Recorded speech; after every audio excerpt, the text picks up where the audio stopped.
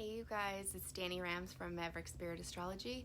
I'm really fast, well, it's not going to be really fast, I'm not lying, but I'm going to go through the Taurus Sun series, and I'm breaking down everything Taurus for this sun.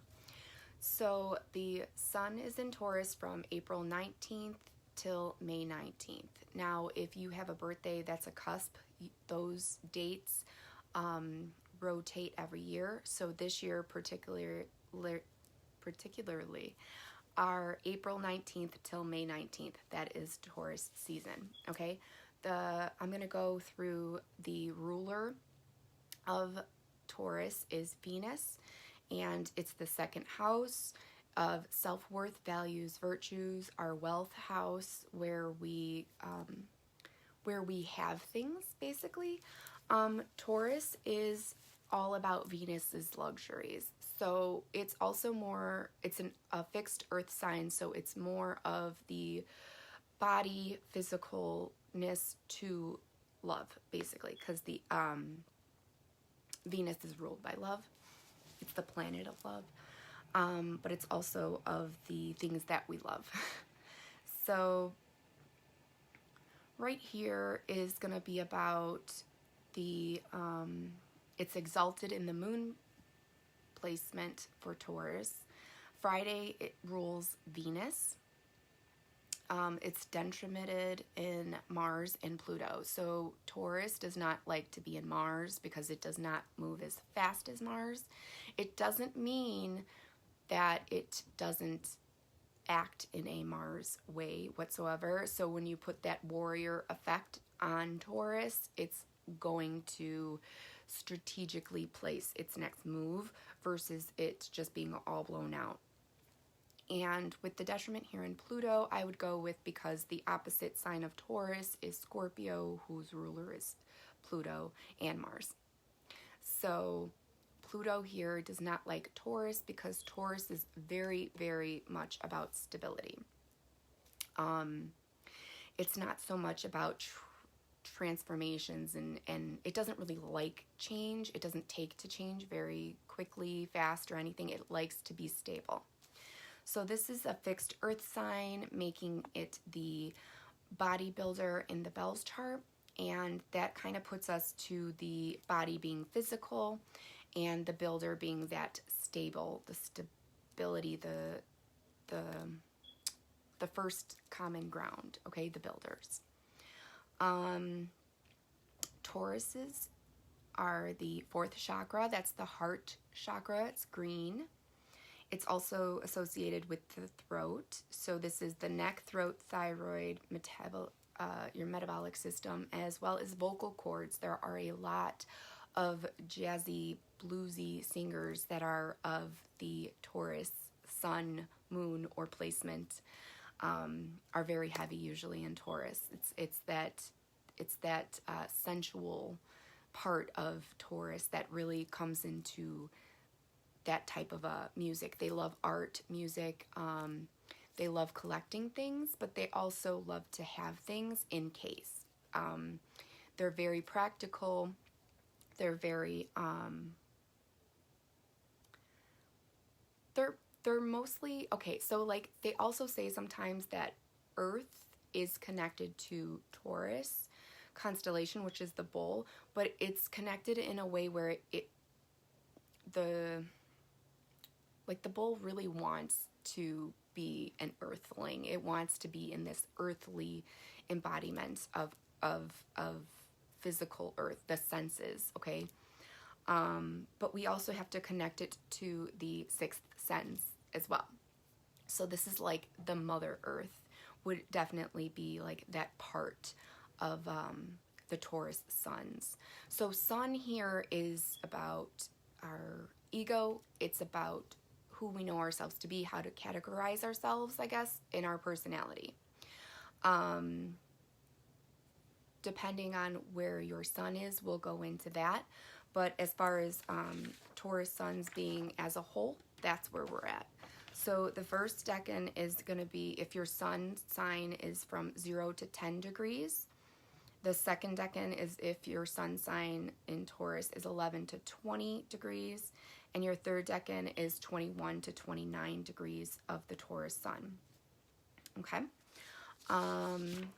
In tarot, it's represented by the Hierophant, and this is the card of the Hierophant. So the thing about the Hierophant is that they are ready to learn, they are traditional, they like to study versus using their intuition. They do like to use their intuition, but they prefer to know its practicality, like to figure it out, that stable sense. Learning, which is like using the rituals into putting into practice.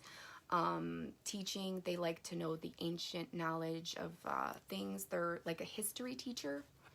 Okay, so you could think of a Taurus sun as a history teacher, and they really do like to learn from their wise elders or people that they look up to as far as knowing a little bit more than them. These are people that are definitely not just students, but maybe the act of being able to have that knowledge. So if we're coming off of that Aries sun into Taurus, Aries is that blank slate, that new beginning, that I don't know any consequences. Taurus is now the one who's like, okay, we have consequences now. Now we have to look at where we've been, and we're going to utilize what we do already know into our day-to-day routine, because that becomes like that physical part as well.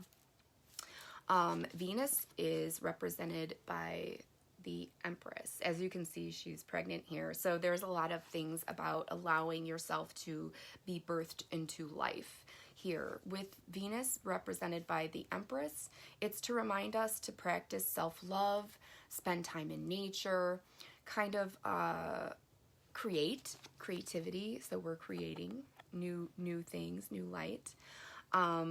And we're really allowing ourselves to be whatever needs to be.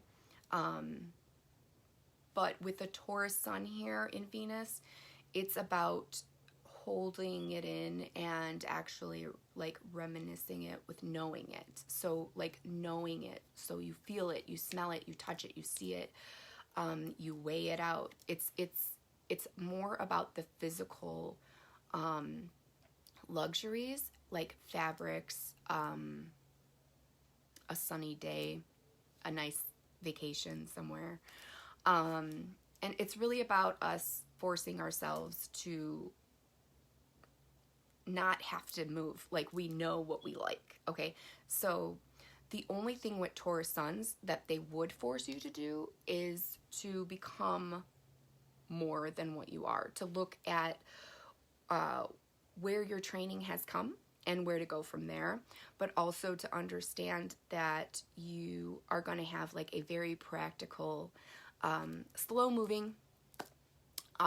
They don't like quickness because they like to resonate with everything. So they like to have like that understanding of, this is mine, this is what I have, this is why I like it. Very much about the arts. They are very much about entertainment and luxuries as well. But as far as like practicality, they are someone who's going to look for a job so they can earn the money that they need to go on the vacation that they really want. So that's a Taurus sun for you. They know how to put into the harder work. They are the bulls, so they will bulldoze if they feel they need to roll over to make new soil. Okay. They're not quick. They're just not. Okay. They're not going to be somebody who is of a nature that is like, I'm going to quickly do this and then quickly do that. They might not be punctual. They might not be completely tardy, but they're not going to be, at least some of them would be more of like, the ones that have the quicker actions, I would say would have to be with like that Mercury Decan, which we will get into in one moment. So first I have the first Decan. In tarot, it is represented by the Five of Pentacles. okay, or 5 of coins, however you choose to see that. So we have us focusing on what we lack. So the thing is with this cusp of the first Decan is that you're coming off of Aries. So you're coming off of like that 29-degree Aries where it's like all of that Aries into that 0 degree of Taurus. So it's like all of that into the knowing. So now I know what the consequences are for not knowing what I'm getting myself into. So the first Decan likes to understand consequences in a way where they push forward to knowing what I have learned and where I'm going to go from there. So you can feel like there's a lack because that element of surprise is no longer liked, almost. Like it's not like I love the surprises now. Now that I know what to expect, now I'm going to put into that. So the 5 of Pentacles is kind of about like physically or financially thinking about a loss. So it's very important for the first Decan, your Taurus suns. You're coming off of that, the 0 to 10 degrees here. And that's really going to put you into Mercury for the tarot card. It's kind of like it could be a trickster, but it's also a beneficiary. Okay, so it's very it will benefit you always to understand your health and finances. If you are a Taurus sun in the first Decan, this is like the first 0 to 10 degrees of the Taurus sun. So when you look up your chart, it'll say Taurus sun and then the degree. So if it's 0 to 10 degrees, that's where we are with you, okay? For the second Decan, we have, I also did want to say that we have,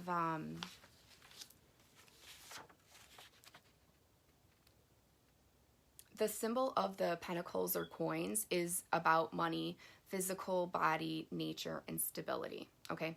So the pentacles are all of the earth signs, and particularly the 5, 6, and 7 are the 3 Decans of Taurus in the tarot. And I also pulled in some new cards that I understood. So exciting. So we have the regular deck of cards with the red diamonds representing Earth, and 5, 6, and 7 represent the Taurus. So again, the 5 of diamonds is worry about finances, worry about your consequences, worry about if I don't do something this way, the right way, whatever. Because remember, Mercury here is also part of Virgo and Gemini, where it's just like, I am a self-taught person. This is how I learn. But I also need to do it physically in order to learn. So the other thing is that the 5 of Pentacles representing loss and stuff, don't think that your whole lifetime means that. It just means like in the back of your head, you're always thinking about some type of a worry or anxiety almost about how am I supposed to do this the right way versus it doing something the surprising way. Like I want a structure, and I want it to be completely structured to the point where I understand that point A will get me to point B, and there's no, point 5 in between, basically. All right, we have the second. I'm sorry, I'm really nervous today. I'm just going through a lot in my life, so I'm trying to get these videos out and very much to my own structure, but I'm also just kind of nervous energy today because I'm just, life. So I have 6 of Pentacles here for the second Decan. As you can see,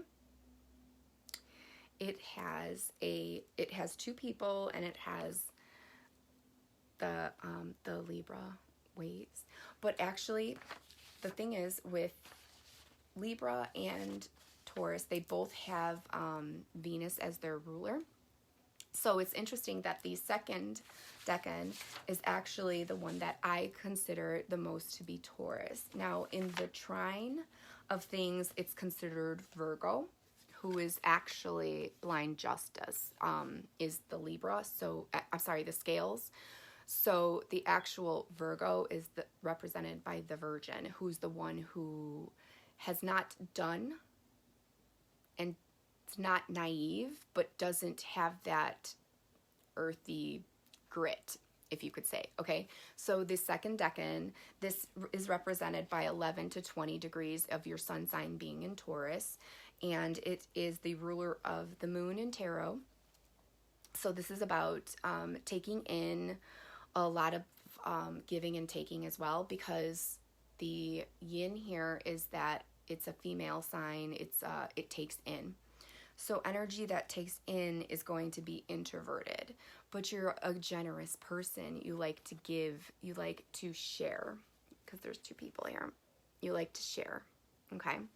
So somebody who needs to invest maybe some more time in themselves and maybe not be so naive here. And also someone who is used to sharing resources. Maybe you have siblings that you've shared with your whole life and you don't know how to not share. Maybe you overshare. Just remember that your self-worth, virtues, and values are self-love and important as well. So an energy block that you may have here is that maybe you give too much, or maybe you feel that people give you too much and you're not willing to give out enough energy. And that's like the reversed part. When we come up with the planets and transits, you'll kind of understand what a reverse feeling may feel like, is that you don't want to give, like something where you're like, oh no, I don't want to give. Then those are the energies that you're playing with that are new or unfamiliar to your sun sign. Now remember, the sun is like your all-knowing, your life force. It's your it's your ego. It's like, it's what you actually know and what you know to be. Okay, so that is the second decan, and it is ruled by Virgo for the trine. This week is about like for the cusp, as far as the cusps go, this would be the actual Taurus, because second decan, and in the it's part of the moon for both the tarot as well as the circle that if you were to break it up by decans, it goes by the moon as well. Sorry. So the moon is actually a good placement for Taurus as well. Just so you know, whenever the Taurus sun and then Taurus moon come in, and then we have like Mercury and Venus in here too, those are going to be very like earthy people. And I think it was only for a little bit of time that the moon was in Taurus. It might have like went from the moon to the sun, but Venus was here as well. So you still have the moon and Venus, people that were born this year, and then you have them moving into Mercury, Venus, the sun. And then we have the third decan, which is represented by the Seven of Pentacles. As you can see, there's some hard work that needs to be done here, right? So here's the thing. With the third decan, you are on the cusp. Well, for the trine, you are closer to Capricorn. And for the cusp, you are closer to Gemini. And for the planet in tarot, it's Saturn. And also, it is about growth, patience, respect.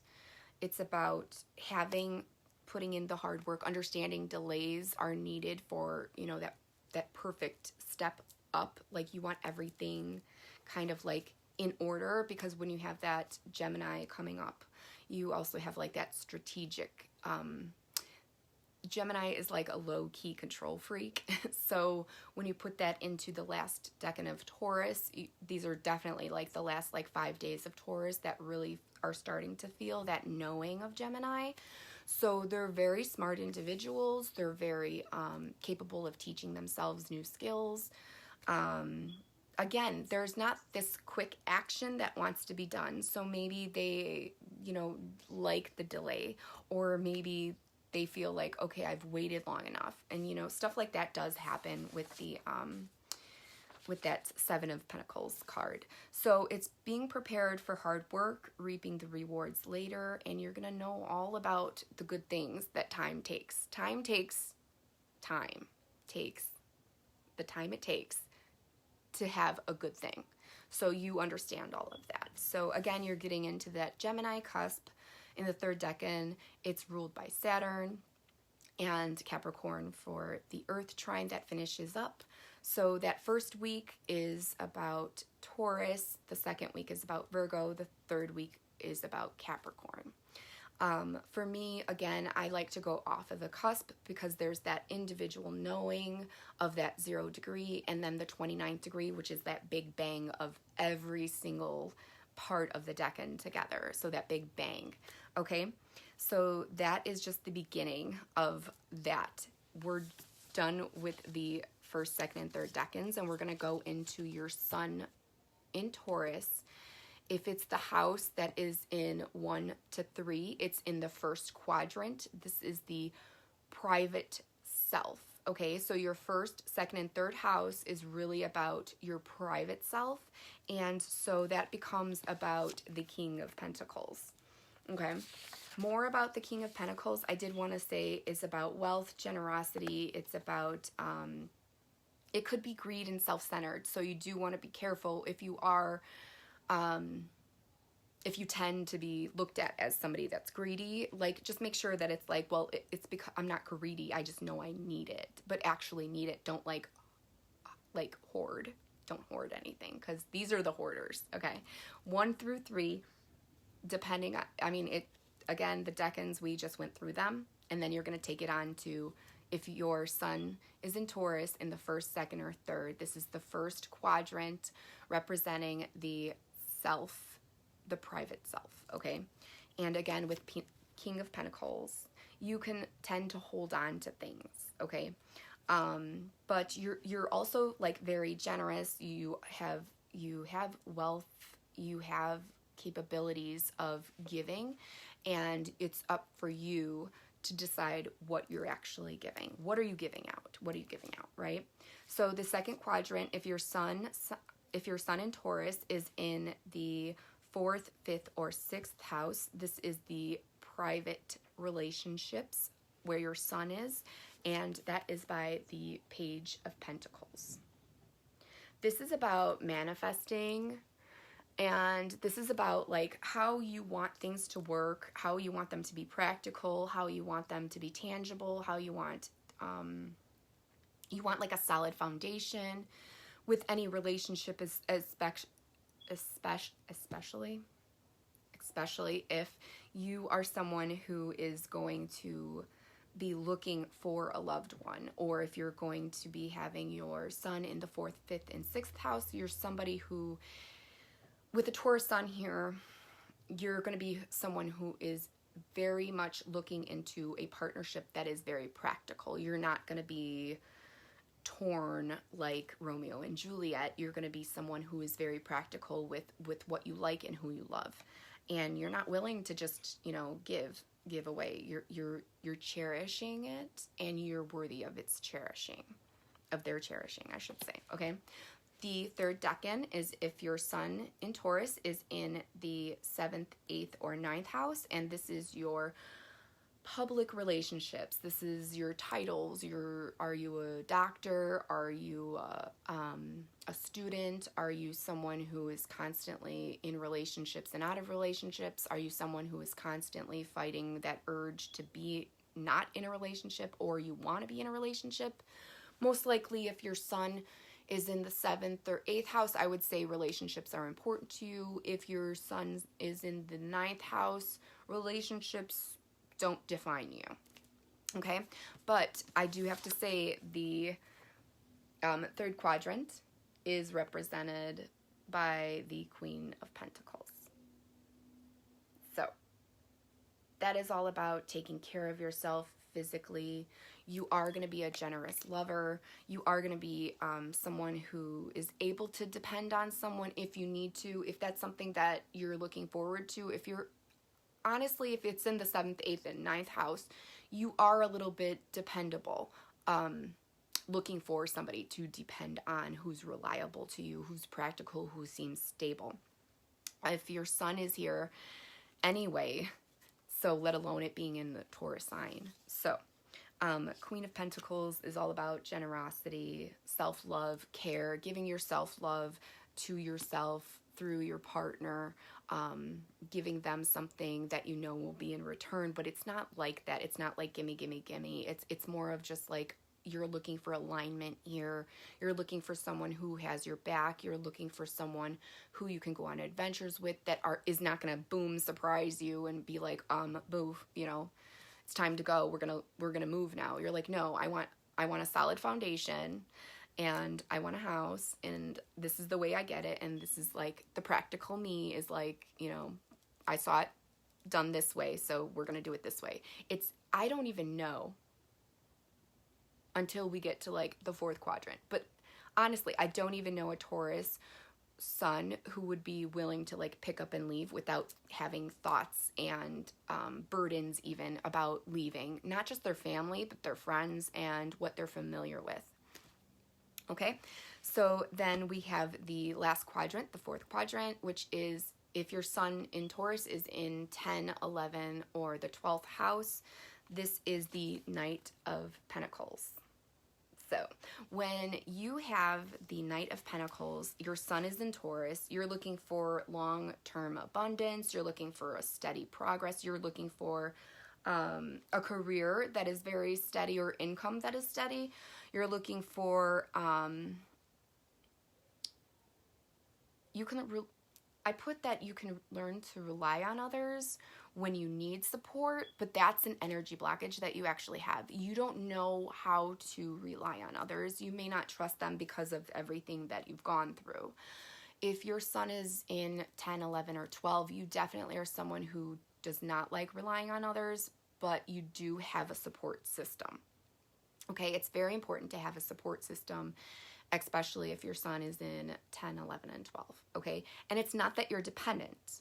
It's that your life goes through things, and when it goes through things, it kind of ravages, and it goes through these quick changing things.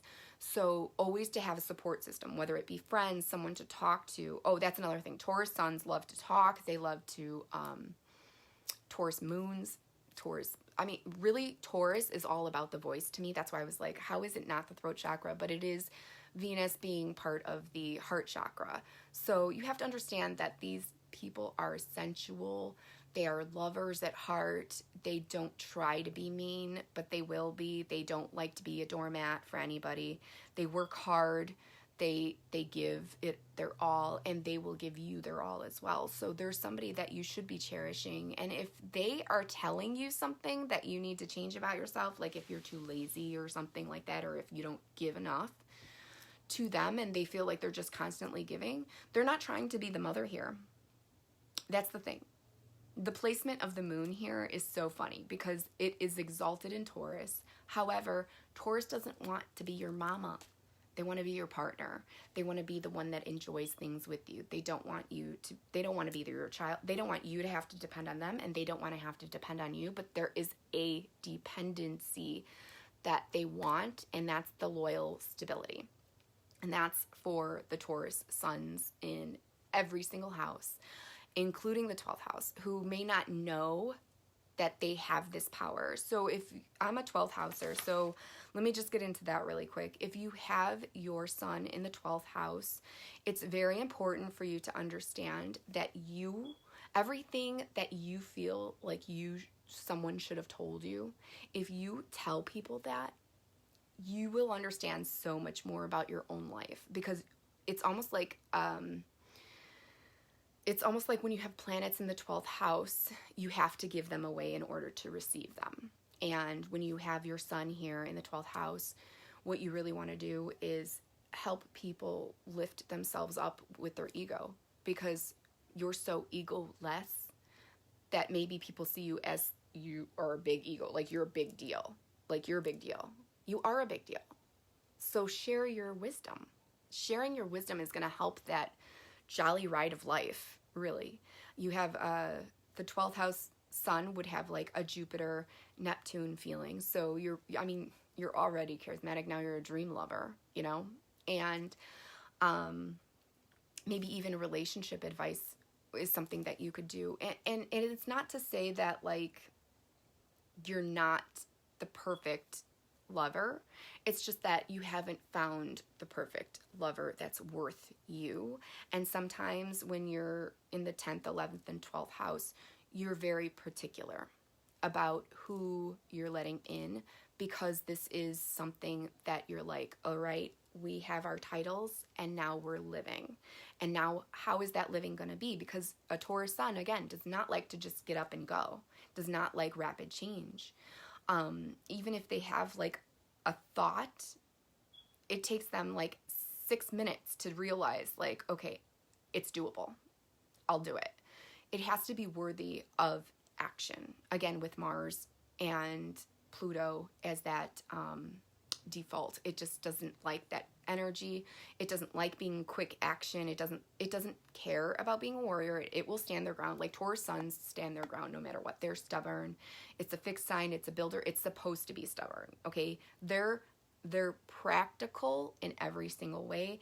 They are like a Mother Earth, or earth angels, I would even say, because they kind of bring us down back to reality. Okay?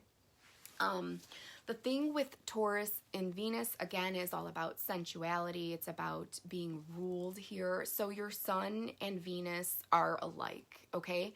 And when you're looking at your Taurus chart, your Taurus sun chart, you're going to look at where you are and what blocked energies you want to work with. If it is about a partner, if it is about finances, if it is about where you want to live, if it is about getting something different for yourself.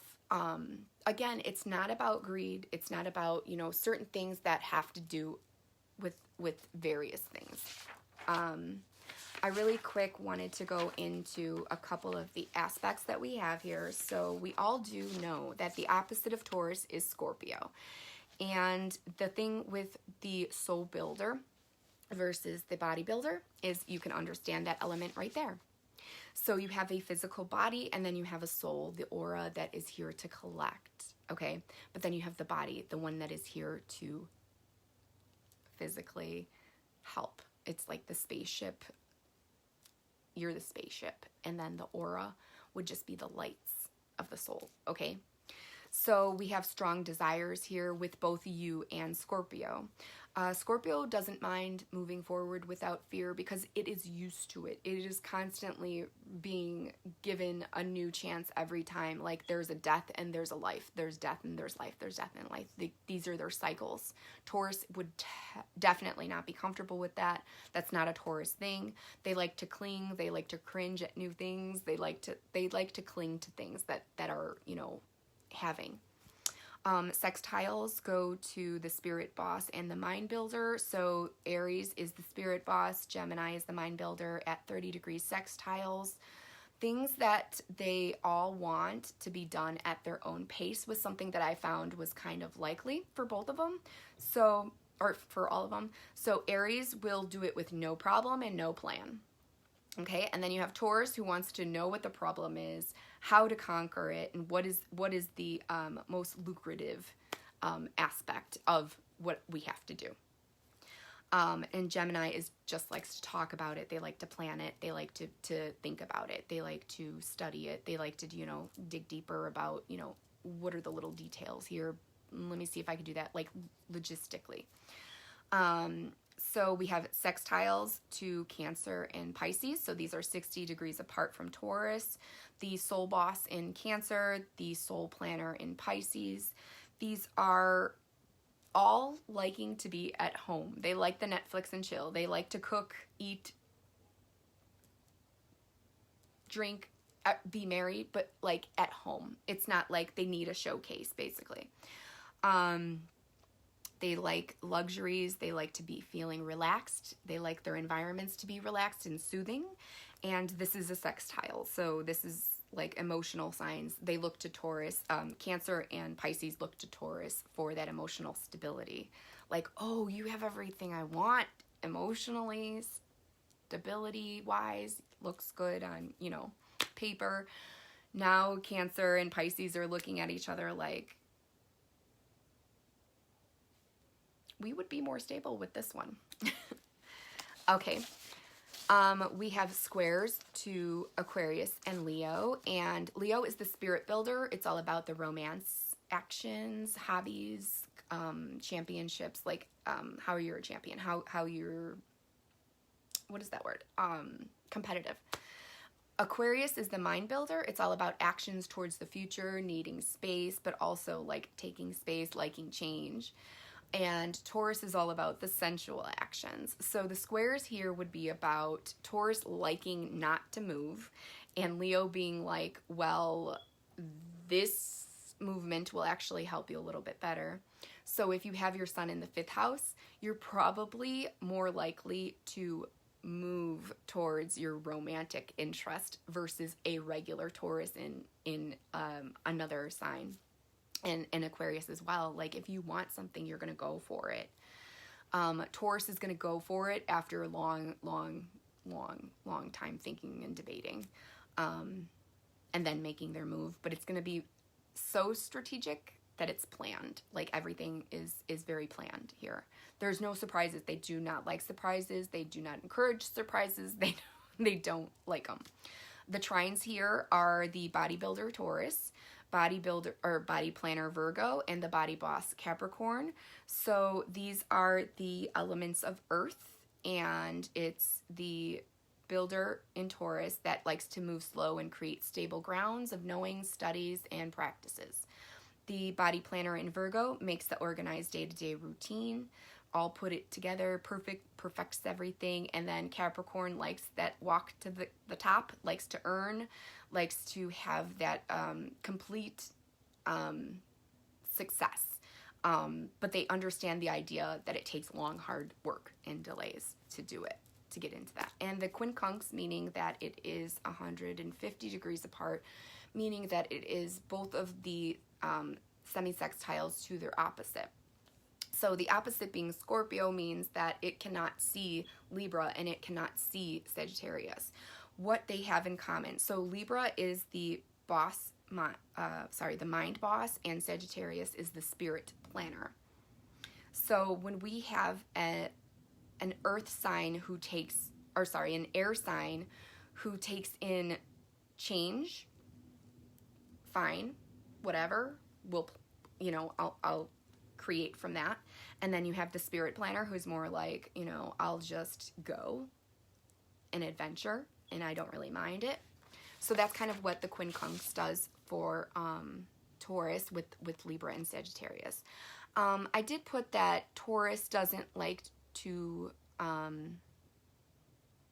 it doesn't like to depend on others. They don't like depending on others, but Libra and Sagittarius kind of depend on others because they're extroverted. They're male energies that are very extroverted. They like and enjoy other people, where Taurus can like and enjoy other people, but also likes, me time, me, about me. And then also the spending money habits, if we really want to put it that way. So Libra likes to spend it on entertainment, presents. They like to spend money on just things that they want and things that they enjoy. And Taurus is more about like, it's a treasure. I'm going to put my money into things that I will treasure. I'm not going to just buy something because everybody else has it. I'm going to buy like the Jordans. I know I need gym shoes. Okay, I know I need gym shoes, but I need Air Jordans if I'm a Taurus sun, because I know that they're practical and they'll last longer and they look good and they're sturdy, and it's the way that they're built that's perfect. And name brands to all the Taurus suns, you know it, don't even lie. So a Libra is more like, oh, I'll buy the off-brand, no problem, I'll just make it look good. And a Sagittarius is like, I don't even care because I don't need to buy it because I'm on my way out the door for my next adventure. So the Sagittarius likes to spend their money on adventures. They're easy come, easy go. They're opportunists. They like to just, they're the hitchhikers. They're the ones that are going in without a plan and they're just hoping for the best. And Taurus is not like that. Taurus is definitely not like that. So that's where the quincunx comes in. Okay. I think that's going to do it for everything. So this was my video for Sun and Taurus. I hope you enjoyed it. I hope you learned something new, and I will be coming out with my Taurus and Venus series video shortly too. I just, lots going on. Taurus is in my well, it starts in my 7th house, so that's where we're going right now. I have a lot of 7th house energy and 8th house energy that I'm working on. And then I also have my Chiron in Taurus in my 8th house, which is my healer. So I've been starting to think of the wounded healer a little bit differently now that I'm 38. Now that I have, you know, some grit behind me, I feel, you know, a little smart, a little bit, just a little. So again, I hope you really enjoyed this. I'm gonna end it now. Thank you so much.